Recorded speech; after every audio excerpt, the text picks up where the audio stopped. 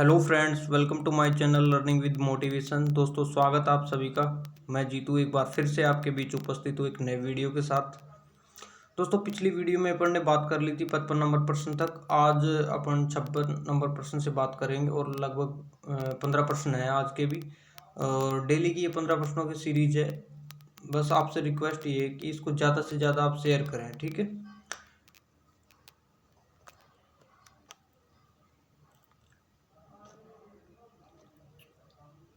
Like share subscribe आप कर सकते हैं, ठीक है। देखिए प्रश्न नंबर 56। किसी भी नवीन संप्रत्य को प्रस्तुत करने के लिए किस विधि का प्रयोग करना चाहिए। देखिए एक बार प्रश्न को देखिए। किसी भी नवीन संप्रत्य को प्रस्तुत करने के लिए किस विधि का प्रयोग करना चाहिए। निगमन विधि, आगमन विधि, अभिक्रमित अनुदेशन विधि हो या व्याख्या विधि।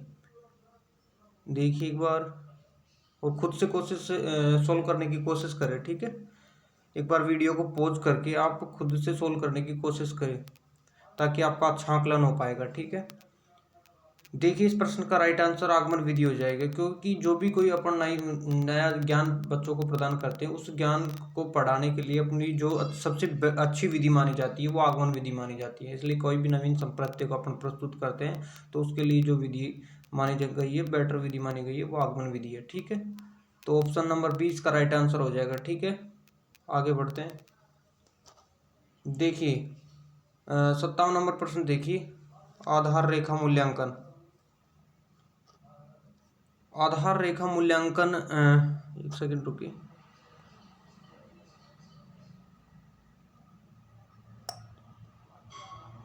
आधार रेखा मूल्यांकन है या बेस लाइन असेसमेंट इसको बोलते हैं। इसको देखिए एक बार सीखने के लिए आकलन है या सीखने का आकलन है, सीखने में आकलन है या सीखने के रूप में आकलन है।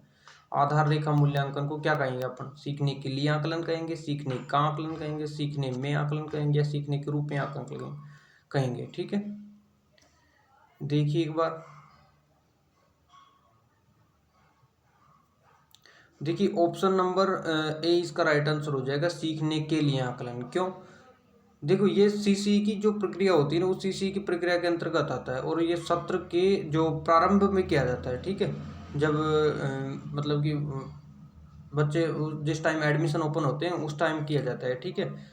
और इसमें बच्चों का आकलन किया जाता है कि मतलब बाद में जो उनके लिए जो प्लान बनाए जाते हैं ना, कि कम जो प्रतिभाशाली बालक हैं या फिर जो कमजोर बालक हैं, उन बालकों की जो शैक्षिक प्रक्रिया है ना, उन शैक्षिक प्रक्रियाओं को मतलब किस तरीके से अपन संचालित करेंगे उसके लिए पहले ही योजना बनानी पड़ती है, ठीक है। तो ये बेस लाइन असेसमेंट सत्र के प्रारंभ में किया जाता है। तो क्या इसको क्या कहेंगे अपन? सीखने के लिए आकलन कहेंगे। तो ऑप्शन नंबर ए इसका राइट आंसर हो जाएगा, ठीक है। देखिए अब आगे बढ़ते हैं। नेक्स्ट क्वेश्चन देखिए। स्वयं की भावनाओं तथा संवेगों को नियंत्रित करने से संबंधित बुद्धि को क्या कहा जाता है। देखिए उसको स्वयं की भावनाओं तथा संवेगों को नियंत्रित करने से संबंधित बुद्धि को क्या कहा जाता है। उसे अपन क्या कहेंगे? भाषाई बुद्धि कहेंगे, अंतर्वैयक्तिक बुद्धि कहेंगे, स्थानिक बुद्धि कहेंगे या अंतर्वैयक्तिक बुद्धि कहेंगे, ठीक है। देखिए एक बार प्रश्न को पढ़िए और उत्तर देने की कोशिश करें। देखिए भाषाई बुद्धि तो अपन किसे कहेंगे? जो मतलब कि जो आदमी भाई एक भाषा के अंदर दक्ष हो बोलने में, जैसे कवि हो गया, ठीक है, या फिर अपन एक लेखक को भी ले सकते हैं इसमें, ठीक है। तो ये जिन इनमें भाषाई बुद्धि पाई जाती है। और एक होती है स्थानिक बुद्धि। स्थानिक बुद्धि जो मतलब कि कोई भी जगह को देख करके या फिर कोई भी स्थान को देख करके अंदाज़ा लगा लेते हैं कि भाई यहाँ पे ये चीज़ बन सकती है, ठीक है। तो उसमें स्थानिक बुद्धि पाई जाएगी, स्पेशल इंटेलिजेंस, ठीक है। और दो होती हैं ये, अंतर्वैयक्तिक बुद्धि और अंतर्वैयक्तिक बुद्धि, ठीक है। एक तो होती है इंटरपर्सनल और एक होती है इंट्रापर्सनल, ठीक है। अब इंटरपर्सनल जो होती है ना, उस बुद्धि के अंदर क्या होता है, मतलब दूसरे व्यक्ति की भावनाओं को समझा जाता है, ठीक है।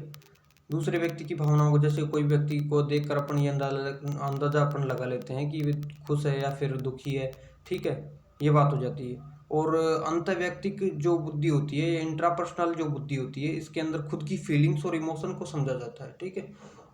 इसमें खुद की फीलिंग्स और इमोशन को समझ लेता है व्यक्ति, ठीक है। तो ये जैसे दार्शनिक हो गए, ठीक है। तो ये बात क्या कर रहा है, कौन से स्वयं की भावना तो संवेगों को नियंत्रित करने की बात कर रहा है, ठीक है। तो इसमें अंतर्वैयक्तिक बुद्धि हो जाएगी। ऑप्शन नंबर डी इसका राइट आंसर हो जाएगा, ठीक है। और यदि दूसरों की फीलिंग्स को समझ रहा है तो वो अंतर्वैयक्तिक बुद्धि कहलाएगी, इंटरपर्सनल कहलाएगी। ठीक है, नेक्स्ट देखिए,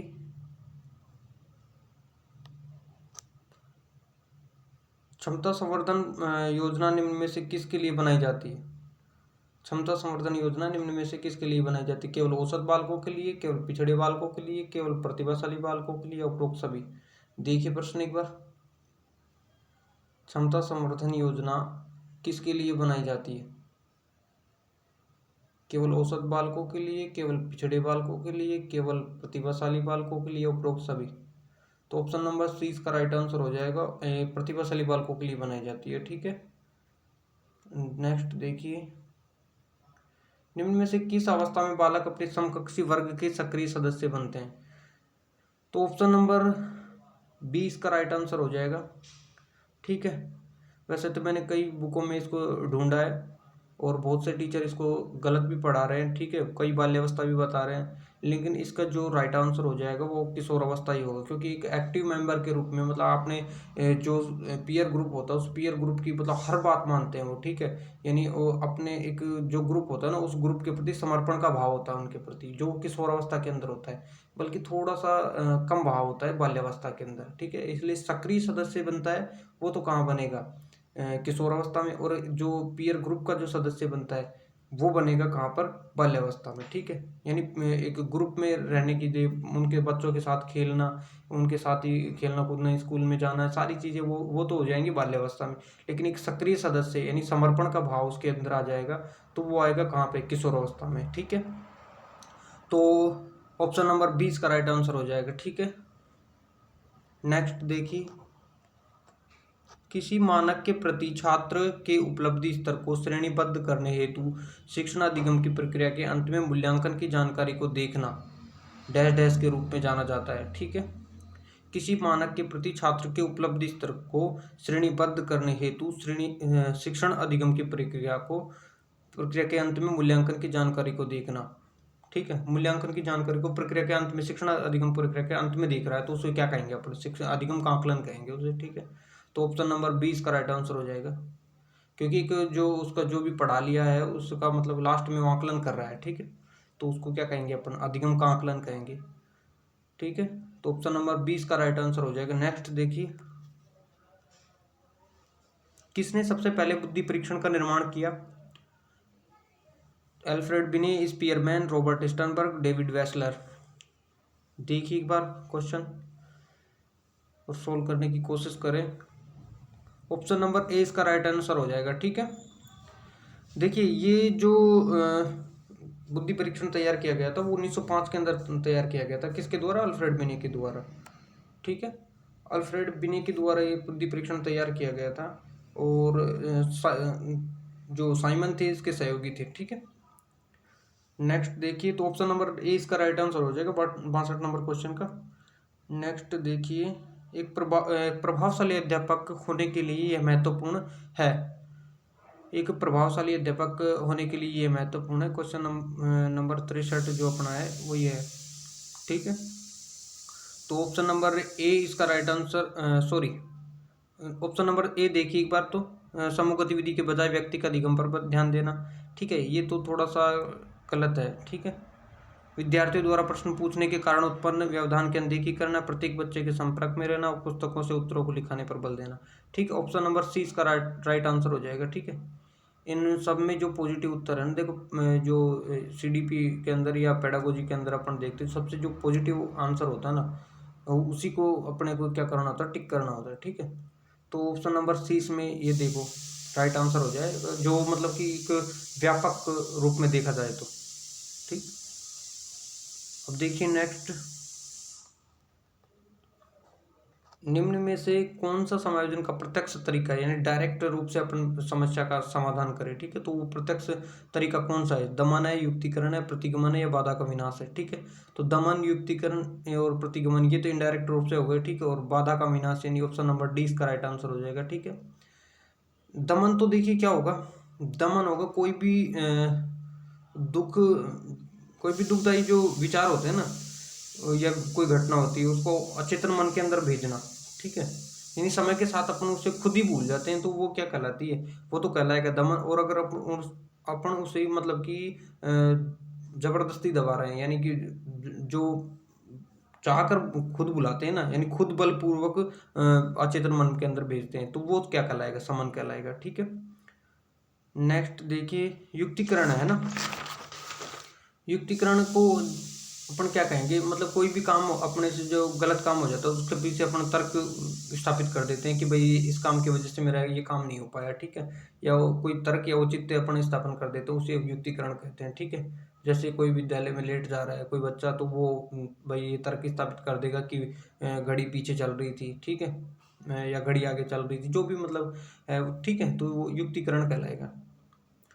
ठीक है, और एक हो जाएगा प्रतिगमन। प्रतिगमन में क्या होता है कि भाई कोई भी, जैसे मान लीजिए कोई जीवन के अंदर जो भी समस्याएं आएंगी ना, उन समस्याओं के समाधान के लिए मतलब पीछे की ओर लौटना, यानी बैक आ जाता है। जैसे मान लीजिए कि एक वयस्क अवस्था का बालक है जो बच्चों जैसा व्यवहार कर रहा है, 5 साल के बच्चे जैसा व्यवहार कर रहा है। ठीक है, तो वो प्रतिगमन कहलाएगा। ठीक है, और बाधा का विनाश क्या है, बाधा का विनाश से कोई भी समस्या है उसका डायरेक्ट रूप से अपन उसका समाधान करते हैं। तो ऑप्शन नंबर डी इसका राइट आंसर हो जाएगा। प्रत्यक्ष तरीका पूछ रहा है ये। ठीक है, तो ऑप्शन नंबर डी इसका राइट आंसर है। ठीक है, नेक्स्ट देखिए बालक अंतर्बोध परीक्षण या चाइल्ड अप्रिशिएशन टेस्ट का प्रतिपादक कौन है। ठीक है, ऑप्शन नंबर ए इसका राइट आंसर हो जाएगा। लियोपोल्ड बेलेक इसका राइट आंसर है। ठीक है, नेक्स्ट देखिए व्यक्तित्व के परीक्षण से ये प्रश्न। ठीक है, नेक्स्ट प्रश्न देखिए ब्रॉन फेनेब्रेनर की परिस्थिति मॉडल के अनुसार बच्चे के माता पिता का कार्यस्थल निम्नलिखित में से किस तंत्र में समाहित है। ठीक है, जो इकोलॉजिकल मॉडल है ब्रॉन फेनेब्रेनर का, इसके अंदर माता पिता का जो कार्यस्थल है वो किसके अंदर समाहित होगा, सूक्ष्म तंत्र के अंदर समाहित होगा, बाह्य तंत्र में, या वृहत तंत्र में, या घटना मंडल में। ठीक है, तो ये देखिए माता पिता का जो कार्यस्थल है, माता पिता, परिवार, पास पड़ोस और स्कूल, ये तो सारे किस में आ जाएंगे, सूक्ष्म तंत्र में आ जाएंगे, लेकिन उनका कार्यस्थल है ना वो आ जाएगा वृहत तंत्र के अंतर्गत आ जाएगा। ठीक है, तो ऑप्शन नंबर सी इसका राइट आंसर हो जाएगा। नेक्स्ट देखिए जीवन मूल प्रवृत्ति का संबंध किससे, ये जो फ्राइड की थ्योरी है उससे लिया गया है क्वेश्चन। और उसमें देखिए जीवन मूल प्रवृत्ति का संबंध किससे, इरोस से, थेनाटोस से, इलेक्ट्रा या ओडिपस से। ठीक है, तो देखिए एक बार इस प्रश्न को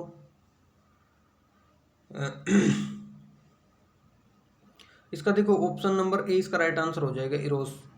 ठीक है, जीवन मूल प्रवृत्ति या रचनात्मक कार्यों से इसका संबंध होता है, जबकि थेनाटोस का जो विध्वंसात्मक कार्यों से इसका संबंध होता है। ठीक है, और इलेक्ट्रा ओडिपस जो अपन ने पिछली वीडियो में बात कर ली थी, इलेक्ट्रा क्या होता है, लड़की का एक लड़की का अपने पिता के प्रति आकर्षण को इलेक्ट्रा कहेंगे, और एक लड़के का अपनी माता के प्रति आकर्षण को क्या कहेंगे, ओडिपस कहेंगे। ठीक है, तो ऑप्शन नंबर ए इसका राइट आंसर हो जाएगा। नेक्स्ट देखिए संवलीनता या ऑटिज्म की सर्वप्रथम व्याख्या किसने की थी, संवलीनता या ऑटिज्म शब्द की व्याख्या किसने की थी, ये देखिए प्रश्न एक बार।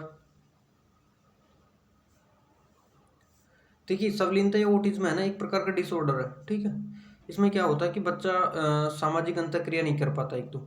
ठीक है, दूसरों से संप्रेषण नहीं कर पाता, दूसरों की भावनाओं के प्रति कोई रिएक्शन नहीं दे पाता। ठीक है, तो इसके जो प्रतिपादक हैं वो हैं लियो कैनर। ठीक है, तो एक प्रकार का डिसऑर्डर है, ध्यान रखना। ठीक है, तो ऑप्शन नंबर सी इसका राइट आंसर हो जाएगा। नेक्स्ट देखिए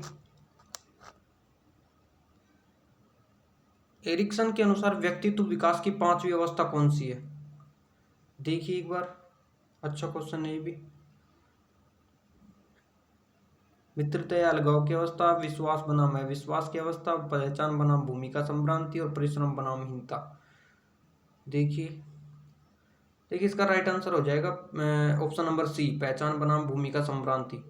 ठीक है, इस उम्र के अंदर देखो, इस उम्र का जो मतलब एडोलेसेंस जो पीरियड होता है ना, किशोरावस्था का जो पीरियड होता है उससे मेल खाती है ये अवस्था, पहचान बनाम भूमिका संभ्रांति। इस उम्र के अंदर देखो क्या होता है कि एक तो बच्चे के अंदर मतलब कि भाई खुद की पहचान बनाने की जो वो होती है ना, पहचान बनाने की, और मतलब बहुत ज़्यादा उत्सुकता होती है उसके अंदर, आइडेंटिटी क्राइसिस जिसे बोलते हैं। ठीक है, तो यानी बच्चों में अपनी पहचान जानने और उनको पहचान बनाने की ज़्यादा उत्सुकता होती है इस उम्र के अंदर। ठीक है, एक यानी कि समाज मेरे को किस रूप में देखे, एक आइडल रूप में, मतलब कि मेरे को भी ऐसा माने। ठीक है, तो अपने समाज में एक अलग छवि मतलब बने।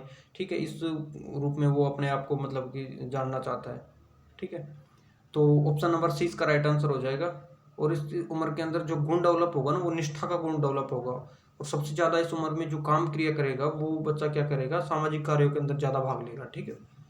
इन सामाजिक कार्यों के माध्यम से अपनी एक पहचान बनाएगा, ठीक है, या फिर और कोई काम करके अपनी पहचान बनाएगा, ठीक है, अपने आप को जानने की कोशिश करेगा, ठीक है, कि मेरी पहचान किस रूप में हो। तो ऑप्शन नंबर सी इसका राइट आंसर हो जाएगा, पहचान बनाम संभ्रांति, भूमिका संभ्रांति। ओके, नेक्स्ट देखिए, जीन पियाजे के अनुसार परिकल्पित निगमनात्मक तर्क विकसित होता है, यानी हाइपोथेटिकल डिडक्टिव रीजनिंग, ठीक है। तो ये देखिए किस उम्र के अंदर डेवलप होगी, पूर्व संक्रियात्मक अवस्था के अंदर, मूर्त संक्रियात्मक अवस्था के अंदर, या संवेदी पेशी अवस्था के अंदर, या मूर्त संक्रियात्मक अवस्था के अंदर। तो देखिए एक बार, ऑप्शन नंबर डी इसका राइट आंसर हो जाएगा, अमूर्त संक्रियात्मक अवस्था के अंदर। जबकि जो हाइपोथेटिकल डिडक्टिव जो रीजनिंग होती है ना, वो तो कहाँ डेवलप होती है, अमूर्त संक्रियात्मक अवस्था के अंदर, यानी परिकल्पित निगमनात्मक जो तर्क है वो तो कहाँ डेवलप होगा, अमूर्त संक्रियात्मक अवस्था के अंदर। जबकि जो इंडक्टिव रीजनिंग होती है वो यानी आगमनात्मक तर्क है, वो कहाँ विकसित होगा, मूर्त संक्रियात्मक अवस्था के अंदर, ठीक है। और देखिए परिकल्पना क्या होती है, परिकल्पना ये होती है कि भाई जैसे मान लो कि कहीं धुआं उठ रहा है, ठीक है, अब उस धुआं के बारे में अपन अपने दिमाग में ये विचार आएंगे अपन उस धुआं को देखकर कि भाई वहाँ या तो शायद आग लग गई, या फिर हो सकता है कोई मच्छरों की दवाई कोई छिड़काव कर रहा हो, ठीक है, तो इस वजह से धुआं उठ रहा है। तो मतलब अपने दिमाग के अंदर वो कल्पनाएं जो वो विचार जो आ रहे हैं ना, वो विचार ही क्या कहलाएंगे, परिकल्पनाएं कहलाएंगे। और उसके बारे में जो सही विचार आएंगे ना, उन सही विचारों को अपने क्या कहेंगे, निगमनात्मक या परिकल्पित निगमनात्मक तर्क कहेंगे, ठीक है। इसमें बच्चा इस उम्र के अंदर क्या करने लग जाता है, मतलब कि जैसे जीन पियाजे कहते हैं ना कि बच्चा एक नन्हा वैज्ञानिक है, तो इस उम्र के अंदर वो एक पूर्ण वैज्ञानिक बन जाता है। इस उम्र के अंदर आप समस्या समाधान के लिए मतलब कि वो एक पूर्णतः तैयार हो जाता है, ठीक है। इस उम्र में बच्चों में अमूर्त चिंतन विकसित हो जाता है, ठीक है। तो आज के यही प्रश्न थे 15, नेक्स्ट वीडियो हम जल्दी लेकर आएंगे, ठीक है। धन्यवाद।